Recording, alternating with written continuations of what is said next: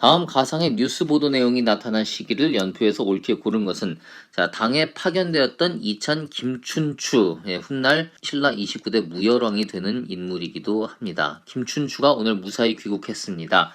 김춘추는 그곳에서 큰 환대를 받았고 당나라 태종의 군사적 지원을 이끌어내는 성과를 거두었습니다. 지금 삼국시대 말기의 이야기인데요. 신라가 지금 이만큼 커져 있었습니다. 고구려 있고요.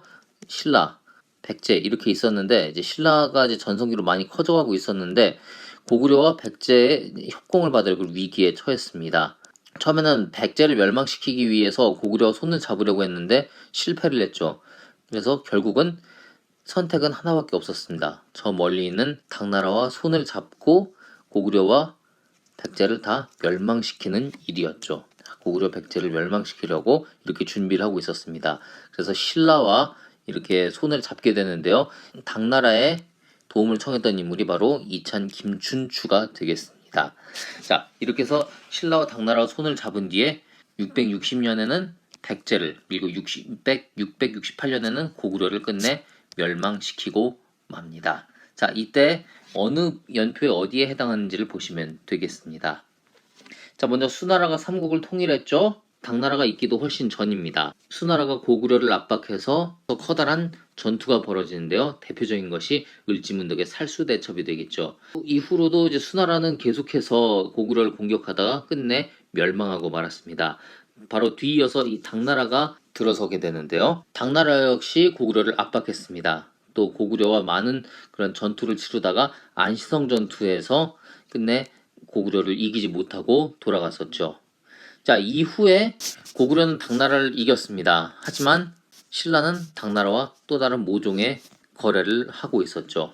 그리고 신라와 나당 연합군이 백제를 침공하게 됩니다. 그래서 이 황산벌 전투를 통해 끝내 660년에 백제가 멸망하고 맙니다. 자, 요 사이에 들어갈 이야기, 백제가 멸망한 것보다는 전의 이야기였을 거고요. 그리고 이 안시성 전투에서 당 태종이 패배하고 돌아간 뒤에 이제 당나라에서 시간을 보내고 있는데 신라의 김춘추가 와서 도움을 청한 겁니다. 이때 모든 두 나라 간의 거래가 시작이 되었고요. 그리고 황살벌 전투에서 백제를 멸망시키고 이어서 8년 뒤에 다시 나당연합군이 고구려를 공격해서 평양성을 함락해 고구려가 끝내 멸망하고 맙니다. 이 사이에는 이제 나당전쟁을 치렀죠. 나당전쟁을 치르고 기벌포 전투에서 승리해서 당나라는 결국 한반도 전체를 지배하려다가 모든 꿈을 포기하고 돌아가게 됩니다. 이후에 한참 뒤에 고구려 유민들이 동모산에서 나라를 세우고 나라 이름을 발해라고 했습니다. 자, 5번의 정답 2번 되겠습니다. 6번입니다. 가 왕의 재위 기간에 있었던 사실로 옳은 것은 김음돌 등이 반란을 도모하다 죽임을 당했다. 자, 김음돌 왕의 장인이었는데요. 사위였던 왕을 향해서 반란을 일으키다가 결국 죽임을 당했습니다. 국학을 세우다. 그리고 일단 요것만 봐도 바로 답을 알 수 있습니다. 신라가 삼국을 통일하고 왕권을 강화하던 시기 바로 31대 신문왕 때 이야기가 되겠습니다. 이 당시 왕권을 강화하기 위한 상당히 많은 업적들이 있었는데요. 자, 이것과 관련해서 또 어떤 업적이 있었는지를 살펴보면 되겠습니다. 이사부를 보내 우상국을 복속했다. 24대 진흥왕 때 이야기입니다. 화랑도를 국가 조직으로 개편했다. 역시 같은 시기고요. 관료전을 지급하고 노급을 폐지했다. 노급이라고 하는 것은 귀족들의 그런 세력 기반이 되는 것인데요. 이 노급을 폐지하고 그러니까 땅을 주지 않고 단지 먹을 거리만 준다 해서 왕권을 상당히 강화하고 귀족들을 억누르던 그런 시기였죠. 관료전 지급하고 노급을 폐지했다. 31대 신문왕 때 이야기 되겠습니다. 정답 3번이고요. 최고 지배자의 칭호를 마립간으로 했다. 자, 마립간이 시작된 이야기 17대 뇌물 마립간 때 되겠습니다. 2차 돈의 순교를 계기로 불교를 공인했다. 23대 법흥왕 때 이야기가 되겠습니다. 정답 3번입니다. 7번입니다. 밑줄 그은 이 시기에 있었던 사실로 옳은 것은 앞서서 그 무열왕 때, 또 문무왕, 신문왕 이렇게 세월을 흐르면서 잘 나가던 통일신라가 이제 기울어서 망조가 들기 시작합니다. 망조가 들고도 한참 뒤였죠. 진성여왕, 여러분들 설명 안 하셔도 잘 알 겁니다. 신라를 그러잖아도 어지러웠던 신라를 거의 이제 멸망 직전까지 이끌고 갔던 그런 여왕이 되겠습니다. 신라 51대 임금이었는데요. 전란으로 사망한 사람들의 넋을 위로하려고 세웠다. 그리고요. 최치원이 작성한 탑지를 보면 혼란스러웠던 이 시기 상황을 알 수 있지. 예, 신라 말기에 어떤 상황이 있었는지를 여러분들 보시면 되겠습니다. 자, 빈민 구제를 위해 의창이 설치됐다. 고려시대 이야기고요. 원종과 애노에난 등 농민 봉기가 일어났다. 예, 진성여왕 때 귀족들은 권력 다툼에 여왕은 타락했죠. 네, 정말 나라에 볼 꼴 못 볼 꼴 다 일어나던 그런 시기였습니다. 백성들만 죽어납니다. 그래서 이렇게 농민들의 봉기가 일어나게 되는 겁니다. 진성여왕 때 가장 그런 컸던 농민 반란 원종과 애노의 난이 되겠습니다. 원종과 애노의 난은 이 당시에 진압됐지만 이 반란을 계기로 신라는 전국이 반란으로 휩싸여서 그 뿌리마저 흔들리게 되었고 이는 머지않아 후삼국으로 이어지게 됩니다. 복신과 도침이 주류성에서 군사를 일으켰다. 복신 도침하면은 백제 부흥 운동이 되겠죠. 예, 백제 부흥 운동, 백제가 멸망한 직후의 일이 되겠습니다. 묘청 등이 중심이 되어 서경천도를 주장했다. 고려 시대고요. 부처의 힘을 빌어 외침을 막고자 8만 대장 용초판됐다. 역시 고려 시대 되겠습니다. 자, 이 시기에 있었던 사실로 옳은 것은 정답 2번 되겠습니다. 자, 진성여왕 때 원종과 애노의 난이 일어났다. 항상 정치를 못하고 왕이 무능하고 귀족들은 제 욕심만 채워서 백성을 쥐어짤 때 결국 이 백성들이 참다 못해 반란을 일으키게 되는 겁니다. 고려시대도 그랬고요. 조선시대도 그랬습니다. 왕과 정치가들이 부패하면은 나라가 이렇게 되는 겁니다. 미출군 이 국가에 대한 설명으로 옳은 것은 이것은 일본 나라현 헤이조큐 유적에서 출토된 목간이다. 목간에 보이는 고려라는 명칭을 통해 일본은 이 국가를 고려, 즉 고구려를 계승한 것으로 인식하고 있었음을 알 수 있습니다. 고구려 계승했다. 뻔하죠? 발해가 되겠습니다. 예, 뭐 고려라고 생각을 할 수도 있는데요. 고려 역시 고구려를 계승했다고 합니다. 그런데 지금 여기서 보면은 일본과 굉장히 친했다고 하는데 발해는 그 나라가 존재하는 내내 일본과 상당히 친하게 지냈습니다. 그렇기 때문에 일본과의 그런 교역 기록 또 외교 기록이 지금까지도 많이 남아 있는데요. 자, 발해에 대한 설명을 찾아보면 되겠습니다. 그러니까 이때 보면은 이제 일본에서도 고려라고 부르고 있는데 고려가 어떻게 보면 이 당시에 조금 고유 명사라기보다는 좀 일반 명사화 되어 있지 않았을까. 그 고구려란 이름도 있었습니다만은 여기를 이렇게 대표하는 말처럼 고려라고 했고 발해에대해서도 그랬고요. 훗날 궁예가 세운 그 후고구려 때도 대외적으로는 고려라고 알려져 있기도 했습니다. 그리고 고려 시대는 뭐 말할 것도 없었죠.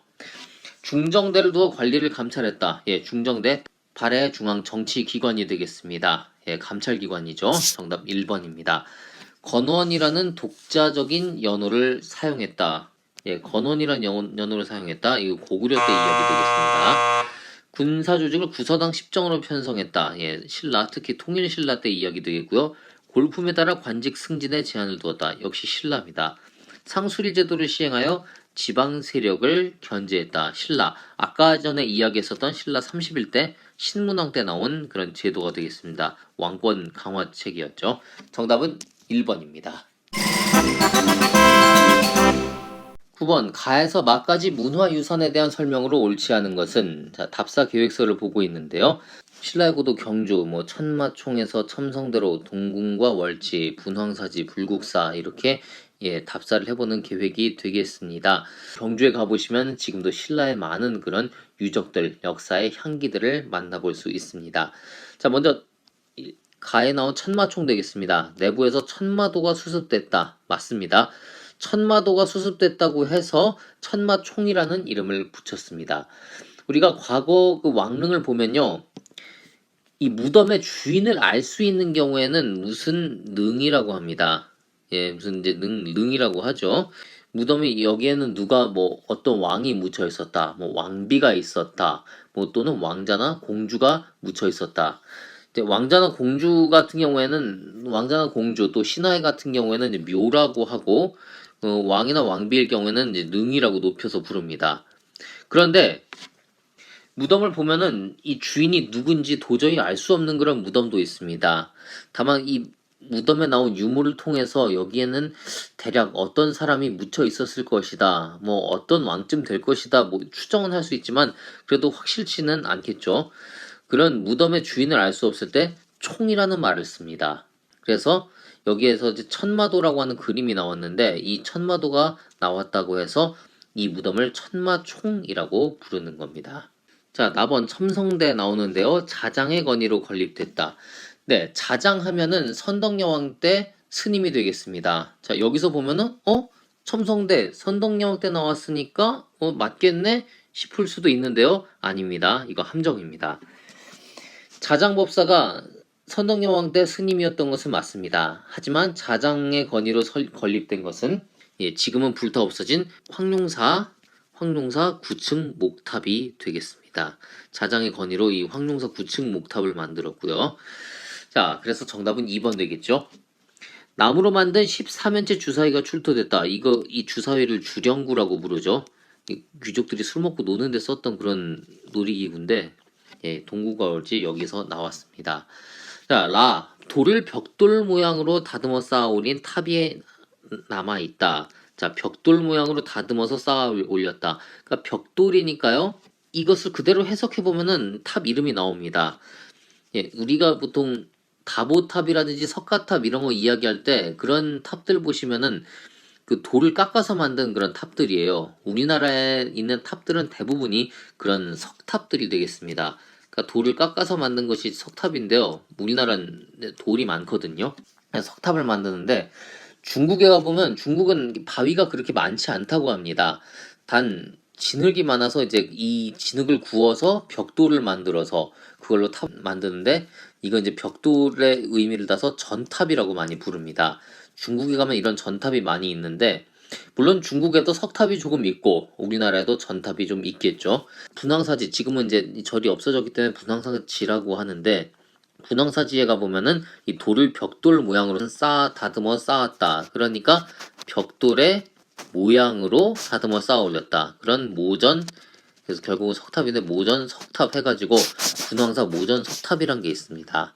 네, 요 말을 그대로 이렇게 풀어놓은 해설이라고 볼 수 있겠습니다. 자, 5번 불국사 있죠. 불국사 경내 3층 석탑, 석가탑을 말하는데요. 여기에 무구정광 대다란이경이 발견됐다. 이 석탑 안에서 무구정광 대다란이경, 그러니까 우리나라에서 가장 오래된 인쇄물로 알려져 있죠. 세계에서는 인정하지 않는 것으로 알려져 있습니다만은 우리나라에서는 가장 오래된 그런 인쇄물로 지금 기록에 남아 있습니다. 무구정광 대다란이경이 발견됐다. 불국사 석가탑 되겠습니다. 정답은 2번입니다. 드디어 후삼국 시대로 옵니다. 10번 가나사이 시기에 있었던 사실로 옳은 것은 태조가 정의의 기병 5천을 거느리고 공산 아래에서 견훤을 맞아 크게 싸웠다. 자, 이제 후삼국 말기의 이름이다. 자, 이제 후삼국 보시면은 이제 신라 이렇게 있고요. 후백제 여기 있고 그리고 고려 이미 궁에는 이제 물러나고 궁에는 죽고 왕건이 고려를 세운 시점입니다. 고려와 후백제 여기 신라가 이제 각축을 겨루고 있었습니다. 사실 각축을 겨뤘다기보다 뭐 신라는 거의 망해가는 나라라 뭐 아무 힘도 쓸 수가 없었고요. 자, 이때 고려와 후백제 간의 그 전투가 계속되고 있었는데요. 공산전투에서 왕건, 그러니까 이 왕건의 고려군이 크게 패했습니다. 그래서 견훤을 맞아서 크게 싸웠는데 이 당시에 태조 왕건은 목숨만 살아서 간신히 도망을 쳤습니다. 그리고 이 왕건을 지키기 위해 부하장수였던 김락과 신순겸이 목숨을 바쳤죠. 바로 이 공산전투 이야기가 되겠습니다. 자, 그런데 나번 보면 어떻게 될까요? 신검의 군대가 막아서자 신검, 여기 나오는 이 견훤의 아들이 되겠죠. 아버지를 쫓아내고 자신이 왕위에 오른 그런 인물이었습니다. 신검의 군대가 막아서자 1, 2천을 사이에 두고 대치했다. 1, 2천 전투, 고려와 후백제의 마지막 전투가 되겠습니다. 이 전투를 끝으로 후삼국은 완전히 통일되죠. 태조가 견훤과 함께 병사들을 사열한 후 한때 원수였던 태조 왕건과 견훤이 어떻게 함께 병사들을 사열하게 될까요? 견훤이 아들에게 쫓겨난 뒤에 여기 왕건에게 와서 귀순을 했습니다. 그리고 결국은 태조와 함께 왕건과 함께 군사를 이끌고 자신이 세웠던 후백제를 멸망시키고 말았죠. 그리고 이 아들이었던 신검, 양검, 용검 다 견훤의 세 아들이었습니다. 그런데 아버지와는 크게 원수를 진 사이였죠. 그리고 문무 관료들과 함께 항복하여 오니 태조가 그를 위로했다. 예, 후삼국이 통일되는 그런 순간이 되겠습니다. 자, 두 시기 사이에 있었던 일로 옳은 것을 골라보겠습니다. 최승로가 시무 28조를 건의했다. 고려 6대 성종 때 이야기가 되겠습니다. 이보다는 한참 뒤의 이야기죠. 경순왕 김부가 경주의 사심관이 되었다. 예, 신라의 마지막 왕 경순왕 되겠습니다. 그런데 경주의 사심관이 됐다. 신라가 935년 서기 935년에 1000년의 역사를 뒤로하고 신라가 멸망합니다. 이때 경순왕은 태조 왕건에게 스스로 항복해서 들어왔는데요. 왕건은 이 항복을 받아들이고 신라의 왕이었던 김부에게 경주 전체를 다스릴 수 있는 벼슬을 주었다고 합니다. 3번 대공이 난을 일으키자 귀족들이 동참했다. 신라가 중대에서 하대로 넘어가는 그런 시기가 될 텐데요. 신라가 삼국을 통일하고 한동안은 강화된 왕권 아래에서 평화를 유지했습니다. 하지만 36대 혜공왕이 즉위하면서 혜공왕이 굉장히 어렸는데요. 귀족들의 권력 다툼이 시작되었죠. 최초로 난을 일으켰던 사람이 바로 이 김대공이라는 사람이 되겠습니다. 이 김대공이 난을 일으키면서 여러 귀족들이 동참하고 또 너도 나도 반란을 일으키면서 신라는 서서히 혼란으로 접어들게 됩니다. 궁예가 국호를 마진에서 태봉으로 바꾸었다. 예, 궁예가 있으니까요. 벌써 지금 여기 가의 태조인데 태조 왕건인데 여기 궁예가 나오죠. 이보다 전에 있었던 일이 되겠습니다. 쌍기의 건의를 받아들여 과거제가 시행됐다. 고려 4대 광종 때 이야기가 되겠죠. 자, 이 시기보다 고려가 한참 잘 나가고 있었던 1번, 5번 다 빼고요. 그리고 궁예가 나오면은 가보다도 전의 이야기가 되겠습니다. 대공이 나를 일으키자 귀족들이 동참했다는 이야기. 한참 이전에 신라 이야기가 되겠고요. 신라는 이미 망했죠. 자, 요 시기와 요 시기의 사이에 있었던 일. 예, 신라가 고려에게 항복해서 들어오는 2번이 정답이 되겠습니다.